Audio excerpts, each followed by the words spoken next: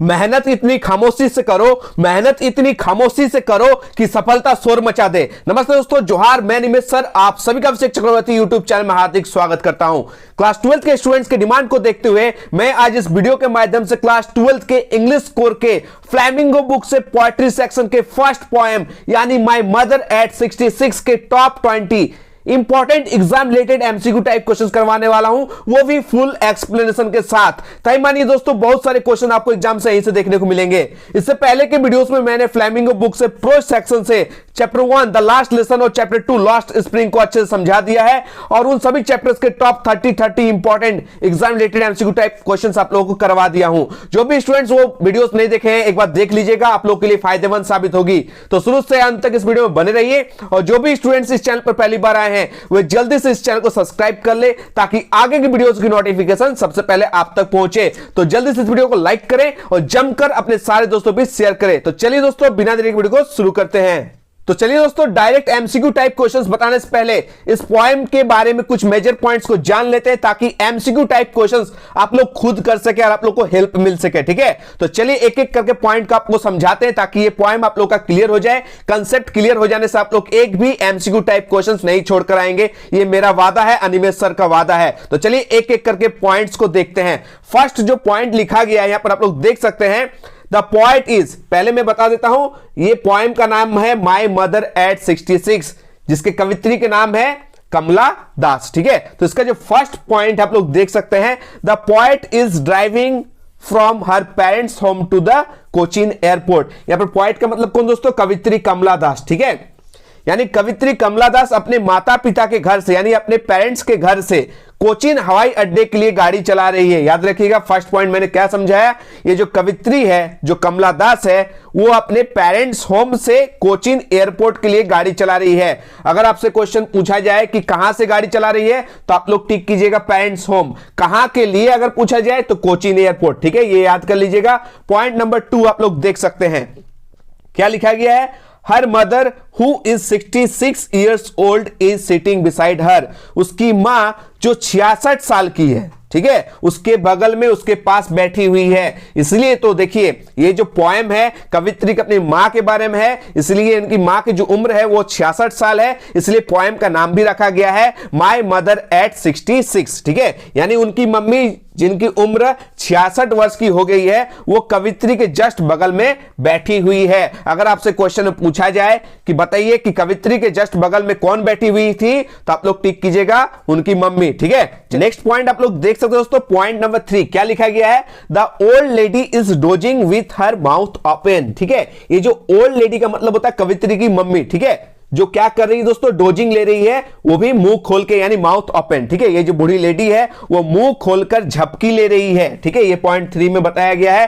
Point number 4 में क्या बताया गया देख सकते हैं, her face looks pale and faded like ash. उनका जो फेस है, उनका जो चेहरा है, राख की तरह पीला और मुरझाया हुआ सा दिखता है। ठीक है, किसकी तरह? राख की तरह यानी एस यानी राख की तरह, पेल मतलब पीला सा और फेडेड मतलब फीका सा। ठीक है, दिखता है। चलिए नेक्स्ट पॉइंट आप लोग देख सकते हैं, point number 5, it's looks lifeless like a dead body corpse. ठीक है, ये मैं अच्छे से समझा देता हूं, उनका जो बॉडी है ना, यह मृत शरीर सा लगता है यानी लाश की तरह दिखाई देता है। ठीक है, याद रखिएगा, यह मृत शरीर यानी लाश की तरह निर्जीव सा दिखता है। ठीक है, लाइफलेस यानी निर्जीव सा दिखता है, डेड बॉडी सा दिखता है, और डेड बॉडी को हम लोग कॉप्स भी बोलते हैं, याद रखिएगा। ठीक है, पोएम में कॉप्स वर्ड आया है, इसका मतलब होता है डेड बॉडी। ठीक है, इनका जो फिजिकल जो अपीयरेंस जो दिखता है ना दोस्तों, ये एकदम डेड बॉडी की तरह दिखता है, मुंह खोला हुआ सा डोजिंग लेते हुए। ठीक है, चलिए आगे देख सकते हैं, पॉइंट नंबर 6, ये क्या लिखा गया है, it arouses pain in the poets heart. और ये चीज देखकर कवित्री को थोड़ा सा पेन होता है। क्या होता है दोस्तों? यह कवित्री के दिल यानी हृदय में पीड़ा यानी दुख पहुंचाता है, क्योंकि बगल में अपनी मम्मी को इस हालत में देखती है तो कवित्री के जो दिल में यानी हृदय में वो दुख पैदा होता है, पीड़ा पहुंचता है। ठीक है, याद रखिएगा। आगे देख सकते हैं पॉइंट नंबर 7, क्या लिखा गया है पॉइंट नंबर 7 में, the poet turn away her attention from her mother and looks outside. कवित्री ने अपना ध्यान अपनी मां से हटा लिया और बाहर देखने लगी। ठीक है, इसको अच्छे से समझिए आप लोग। कार में जा रही है, ठीक है, बगल में कवित्री के बगल में उनकी मम्मी बैठी हुई है और उनका ये हालत देखकर जो है कवित्री दुखी हो जाती है, यानी अपना जो ये सैडनेस को हटाने के लिए क्या करती है, वो बाहर की दुनिया की तरफ देखती है, ठीक है। कहां देखती है? कार के आउटसाइड में। कार के इनसाइड यानी अंदर में अपने मम्मी को इस हालत में देखकर उनको दुख पहुंचता है, ठीक है। इसलिए वो अपना जो ध्यान है वो कार के आउटसाइड यानी बाहर की ओर ध्यान लगाती है, ठीक है। चलिए आगे देख सकते हैं आप लोग पॉइंट नंबर 8 क्या लिखा गया पॉइंट नंबर 8 में, the world outside is full of life and activity, ठीक है। आउटसाइड यानी कार के बाहर की दुनिया के बारे में बताते हैं। बाहर का जो संसार है जीवन और गतिविधियों से भरा पड़ा है, ठीक है। यानी आउटसाइड देखती है तो वहां पर लाइफ दिखाई देता है, और इनसाइड में देखती है अपनी मम्मी को तो लाइफ लेस नजर आता है, ठीक है। यानी कार के आउटसाइड में लाइफ दिखाया गया है, जीवन दिखाया गया है, और इनसाइड में क्या दिखाया गया दोस्तों? लाइफ लेस, ठीक है। चलिए आगे बढ़ते हैं हम लोग पॉइंट नंबर 9 की ओर। आउटसाइड में कवित्री क्या क्या देखती है? पहला क्या देखती है? ट्री को। किसको? पेड़ को। क्या लिखा गया है? The trees seem running fast होगा, यहां पर क्या होगा? रनिंग फास्ट यानी स्प्रिंटिंग। ये जो पेड़ है ना दोस्तों पीछे की ओर तेजी से क्या हो रहे हैं? दौड़ रहे हैं, ऐसा प्रतीत होता है। देखिए कार से आप कभी भी जाइएगा स्पीड में ना, तो कोई भी हो, जो बगल के पेड़ हो, चाहे घर हो, चाहे बिल्डिंग्स हो, चाहे गाड़ी हो, तेजी से देखिएगा पीछे की ओर भागते हुए आपको दिखाई देंगे, ठीक है। इस घटना को कहते हैं स्प्रिंटिंग। याद रखिएगा स्प्रिंटिंग किसे कहते हैं? मान लीजिए आप लोग कार में स्पीड से जा रहे हैं तो बगल के जो कार हो चाहे पेड़ हो वो सब देखिएगा पीछे की ओर तेजी से दौड़ते हुए नजर आएंगे। इसको पोएम में बताया गया स्प्रिंटिंग। ये जो प्रोसेस है इसको कहा गया है स्प्रिंटिंग। चलिए आगे देख सकते हैं पॉइंट नंबर 10 में क्या लिखा गया है। पॉइंट नंबर 10 में लिखा गया है and the children seem to be enjoying while coming out of their homes, ठीक है। और बच्चे अपने घरों से बाहर निकलते हुए इंजॉय करते दिख रहे हैं, ठीक है। यानी कवित्री जब उनकी मां से नजर हटाते हैं, इनसाइड से बाहर की ओर देखते हैं यानी आउटसाइड की ओर देखते हैं, तो दो चीजें यहां पर वर्णन किया गया। पहला पीछे की ओर तेजी से भागते हुए पेड़ जिसे स्प्रिंटिंग बताया गया, और दूसरा खुशी से झूमते हुए जो बच्चे जो खेलने के लिए घरों से बाहर निकल रहे हैं, इसको दिखाया गया लाइफ की तरह, ठीक है। ये हुआ जीवन, ठीक है। आगे देख सकते हैं पॉइंट नंबर 11 में क्या लिखा गया है। पॉइंट नंबर 11 में लिखा गया है they have to undergo a security check at the airport. इसको ध्यान से सुनिएगा। उन्हें एयरपोर्ट पर सुरक्षा जांच से गुजरना पड़ा, क्योंकि मैंने बताया था ये जो कवित्री है अपने मां बाप के घर से कहां की ओर जा रही है? कोचीन एयरपोर्ट की ओर। तो कोचीन एयरपोर्ट पहुंच जाने के बाद क्या होता है दोस्तों? सिक्योरिटी चेक, ठीक है। कभी भी एयरपोर्ट जाइएगा तो आपका चेकअप होगा, ठीक है। उन्हें एयरपोर्ट पर सुरक्षा जांच से गुजरना पड़ता है। चलिए आगे देख सकते हैं पॉइंट नंबर 12 में क्या लिखा गया। Standing a few yards away she looks at her mother. कुछ गज की दूरी पर खड़े होकर वो अपनी मां को देखती है, ठीक है। क्योंकि अब टाटा बाय बाय का टाइम आ गया, ठीक है। अब जो है कवित्री जो है हवाई अड्डे से जो है एरोप्लेन पकड़कर जाने वाली है, टाटा बाय बाय करने वाली है अपनी मम्मी को, यानी बिछड़ने का टाइम आ गया, ठीक है। तो standing a few yards away she looks at her mother. कुछ गज की दूरी पर खड़े होकर वो अपने मां को देखती है। पॉइंट नंबर 13 आप लोग देख सकते हैं क्या लिखा गया है। Her face looks faded like the late winter's moon which has lost its shine and strength. उनका चेहरा जो है देर से जाड़े की चांद की तरह मुरझाया हुआ सा लगता है, जिसने अपनी चमक और ताकत यानी शक्ति खो दी है, ठीक है। यहां पर क्वेश्चन आपसे पूछा जा सकता है कि कवित्री की मां का जो फेस यानी चेहरा है उनकी तुलना किससे की गई है? तो याद रखिएगा लेट विंटर्स मून से की गई है। ऐसा क्यों किया गया दोस्तों? क्योंकि लेट विंटर्स मून देखिएगा ना, यानी ठंडे के समय में, जाड़े के समय जो चंद्रमा को देखिएगा वो फीका फीका सा नजर लगेगा, ठीक है। उनका जो ओरिजिनल चमक होता है, जो स्ट्रेंथ होता है, जो ताकत होता है, वो खो जाता है, ठीक है। और उसी तरह उनकी मम्मी का चेहरा भी क्या हो गया? एकदम लेट विंटर्स मून की तरह उनका फेस का जो रंग है, साइन है, चमक है, जो स्ट्रेंथ है, ताकत है, वो खो चुकी है लेट विंटर्स मून की तरह। इसलिए उनकी मम्मी का जो फेस है उनकी तुलना किससे की गई है? लेट विंटर्स मून से की गई है, ठीक है। आशा करते हैं आप लोग कंसेप्ट क्लियर हो गया। चलिए आगे पॉइंट देख सकते हैं, पॉइंट नंबर 14, ठीक है। द ओल्ड फैमिलियर एक and fear of the childhood return again, ठीक है। इसका मतलब पुराना जो परिचित सा जाना पहचाना सा दर्द है ना दोस्तों, वो बचपन का डर फिर से लौट आता है। यह डर अपने अम्मा को खोने का डर है, ठीक है। चाइल्डहुड रिटर्न जो है, ये जो चाइल्डहुड जो फियर है दोस्तों, कवित्री का जो बचपन का डर है, यानी अपने मम्मी को हमेशा जो है खोने का जो डर है वो फिर से रिटर्न आ जाता है। इसे इस पोएम में ओल्ड फैमिलियर पेन एंड एक कहा गया है। हर बार जो है कवित्री अपनी माँ को छोड़कर जब जब जाती है तो वही पुराना सा जो परिचित सा जाना पहचाना सा दर्द है, यानी अपने माँ को हमेशा के लिए खोने का जो डर है वो उनको सताई जाती है, वो उनका चाइल्डहुड जो पेन है वो रिटर्न हो जाता है। ठीक है, आगे देख सकते हैं आप लोग पॉइंट नंबर 15 क्या लिखा गया दोस्तों।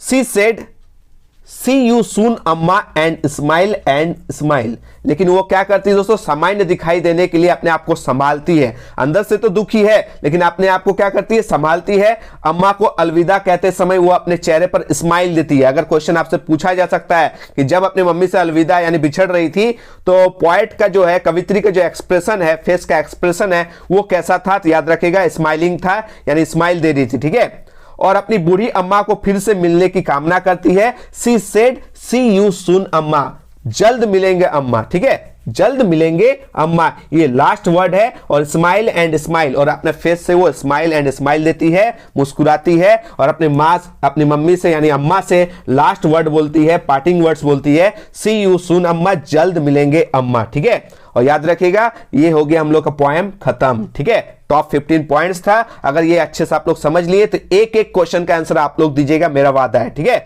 तो चलिए एक एक करके हम लोग क्वेश्चन को भी सॉल्व कर देते हैं। ठीक है, वीडियो बनाने में दोस्तों मेहनत लगती है, इसलिए इस वीडियो को लाइक कीजिएगा और जमकर अपने सारे दोस्तों भी शेयर कर दीजिए। ठीक है, एग्जाम के 10 दिन पहले का वेट मत कीजिए, अभी से धाकड़ तरीके से तैयारी कीजिएगा। तो मैं वादा करता हूं इस चैनल के साथ जुड़े रहिएगा तो आपका इंग्लिश स्कोर में 90+ मार्क्स अवश्य आएगा। बहुत सारे बच्चे जो है वो ला चुके हैं। ठीक है, तो चलिए एक एक करके क्वेश्चन को सॉल्व करते हैं। पहला जो क्वेश्चन है, who is the poet of the poem my mother at 66। My mother at 66 कविता के कवित्री कौन है, तो कौन है दोस्तों, कमला दास। ऑप्शन जो ए है वो करेक्ट आंसर है। ठीक है, चलिए आगे बढ़ते हैं हम लोग क्वेश्चन नंबर 2 की ओर। क्या पूछा गया दोस्तों क्वेश्चन नंबर 2 में कि कमला दास वाज ए डैश। ये जो कमला दास जो कवित्री है वो क्या है, बंगाली है या पंजाबी है या केरलाइट है या गुजराती है। तो दोस्तों याद रखिएगा वो केरलाइट है यानी केरल से है, तो ऑप्शन जो सी है वो करेक्ट आंसर है। ठीक है, चलिए आगे बढ़ते हैं हम लोग क्वेश्चन नंबर 3 की ओर। क्या पूछा गया क्वेश्चन नंबर 3 में कि what is the theme of the poem. ये जो कविता है दोस्तों इसका विषय क्या है, मुख्य विषय इसका थीम क्या है। तो याद रखिएगा दोस्तों, मृत्यु और क्षय ये एक सच्चाई है। याद रखिएगा दुनिया का सबसे बड़ा सच क्या है दोस्तों, वो डेथ है, मृत्यु है। ठीक है, तो ऑप्शन जो ए है वो करेक्ट आंसर है, death and decay is a truth. चलिए आगे बढ़ते हैं हम लोग क्वेश्चन नंबर 4 की ओर। क्या पूछा गया दोस्तों क्वेश्चन नंबर 4 में, whose house the poet was living. कवित्री किसके घर से जा रही थी। मैंने बताया था ना दोस्तों कवित्री कहां से कहां की ओर जा रही थी, तो अपने मम्मी और पापा के घर से जा रही थी कोचीन एयरपोर्ट की ओर। याद है ना, मैंने समझाया था अच्छे से कि whose house the poet was living, कवित्री किसके घर से जा रही थी, तो अपने माता पिता के घर से यानी अपने पेरेंट्स के घर से। तो ऑप्शन जो सी है वो करेक्ट आंसर हो जाएगा, हर पेरेंट्स हाउस। ठीक है, चलिए आगे बढ़ते हैं नेक्स्ट क्वेश्चन की ओर। क्वेश्चन नंबर 5 देख सकते हो दोस्तों, क्वेश्चन नंबर 5 में पूछा गया है the poet Kamala Das was driving from her dash. कवित्री कमला दास कहां से गाड़ी चला रही है। देखिए ड्राइविंग फ्रॉम मतलब होता है, फ्रॉम का मतलब ही होता है से। ठीक है, तो कहां से, तो कहां से दोस्तों, अपने माता पिता के घर से। कहां से, अपने माता पिता के घर से गाड़ी चला रही थी, यानी इसका जो करेक्ट आंसर हो जाएगा option number A, parents home. क्या हो जाएगा, पेरेंट्स होम। ठीक है, the poet Kamala Das was driving from her parents home to Cochin airport. अगर टू आता है, यहां पर फ्रॉम आया है इसलिए आप लोग पेरेंट्स होम टिक कीजिएगा। अगर टू आएगा तो कोचीन एयरपोर्ट। टू मतलब कहां की ओर जा रहे हैं, फ्रॉम मतलब कहां से जा रहे हैं। तो यहां पर क्वेश्चन पूछा गया कहां से, तो पेरेंट्स होम से। चलिए नेक्स्ट क्वेश्चन आप लोग देख सकते हैं, क्वेश्चन नंबर 6। क्या पूछा गया है, बहुत ही इंपॉर्टेंट क्वेश्चन है, बार बार ये क्वेश्चन रिपीट होता है जैक की तरफ से कि where was the poet Kamala Das driving to. देखिए टू आ गया। ठीक है, इससे पहले वाला क्वेश्चन फ्रॉम था, तो फ्रॉम मतलब कहां से, तो पेरेंट्स होम से। यहां पर टू आया, टू का मैंने मतलब बताया कि कहां की ओर जा रहे हैं। ठीक है, तो ये जो क्वेश्चन है जैक की तरफ से आर्ट्स वालों से 2022 और 2023 में बैक टू बैक पूछा गया था, और साइंस और कॉमर्स वालों से 2022 में ये क्वेश्चन पूछा गया है। तो इसका करेक्ट आंसर हो जाएगा दोस्तों, क्या हो जाएगा, कहां की ओर जा रही थी, कोचीन एयरपोर्ट। कौन सा एयरपोर्ट, कोचीन एयरपोर्ट। ऑप्शन जो बी है वो करेक्ट आंसर है। चलिए आगे बढ़ते हैं हम लोग नेक्स्ट क्वेश्चन की ओर। देख सकते हो दोस्तों, बहुत ही इंपॉर्टेंट क्वेश्चन है, who was sitting beside the poet Kamala Das. कवित्री के पास जो है बगल में कौन बैठी हुई थी? मैं बार बार आप लोगों को समझाया था, ठीक है। जस्ट बगल में कार में कौन बैठी हुई थी दोस्तों? उनकी मम्मी, यानी हर मदर। ऑप्शन जो बी है वो करेक्ट आंसर है। ये भी क्वेश्चन जैक ने आर्ट्स वालों से 2022 और 23 में बैक टू बैक पूछा था और साइंस और कॉमर्स वाले बच्चों से 2022 में पूछा था, ठीक है। चलिए क्वेश्चन 7 तक सॉल्व हो गया। चलिए आगे बढ़ते हैं हम लोग क्वेश्चन नंबर 8 कि what is poets childhood fear? ठीक है, बचपन का डर क्या है? कवित्री का बचपन का डर क्या है दोस्तों? मैंने बताया था ना, हमेशा जो है बचपन का डर यही था कि अपनी मम्मी को खोने का डर। तो अपने मम्मी को खोने का डर, जो डर है उसको इंग्लिश में क्या बोलते हैं? Losing her mother forever. यानी ऑप्शन जो ए है वो करेक्ट आंसर है, यही बचपन का डर है, ठीक है। चलिए आगे बढ़ेंगे हम लोग नेक्स्ट क्वेश्चन की ओर। Question number 9, why was mother's face pale? मां का जो चेहरा है पेल पड़ गया, यानी पीला पड़ गया था, क्यों? उनके जो कवित्री की जो मम्मी का जो फेस है यानी चेहरा है वो पेल पड़ गया था, यानी पीला पड़ गया था, क्यों? तो याद रखिएगा, ड्यू टू हर एज, ठीक है, उनके उम्र के कारण। तो ऑप्शन जो ए है वो करेक्ट आंसर है, option A is the correct answer. चलिए आगे बढ़ते हैं हम लोग क्वेश्चन नंबर 10 की ओर। क्या पूछा गया दोस्तों क्वेश्चन नंबर 10 में? When the poet looked at her mother again, she felt a pang of death. जब कवित्री ने फिर से अपनी मां की ओर देखा तो उसे एक दर्द हुआ। वो दर्द को यहां पर पोएम में क्या बताया गया है? एक जाना पहचाना सा दर्द। तो इसका जो करेक्ट आंसर हो जाएगा हर फैमिलियर एक। ऑप्शन जो ए है वो करेक्ट आंसर है, ठीक है। ये देख सकते हो दोस्तों, मेरा प्रोफाइल पिक इंस्टा आईडी है मेरा अनिमेश सर, ठीक है। जो भी बच्चे इंस्टाग्राम चलाते हैं वो अनिमेश सर लिखिएगा, सर्च कीजिएगा। इस प्रोफाइल पिक के साथ मैं आप लोगों को इंस्टाग्राम में मिल जाऊंगा। कोई भी डाउट हो आप लोग बेझिझक जो है पूछ सकते हैं, वहां मुझे फॉलो कर लीजिएगा, ठीक है। चलिए आगे बढ़ते हैं हम लोग क्वेश्चन नंबर 11 की ओर।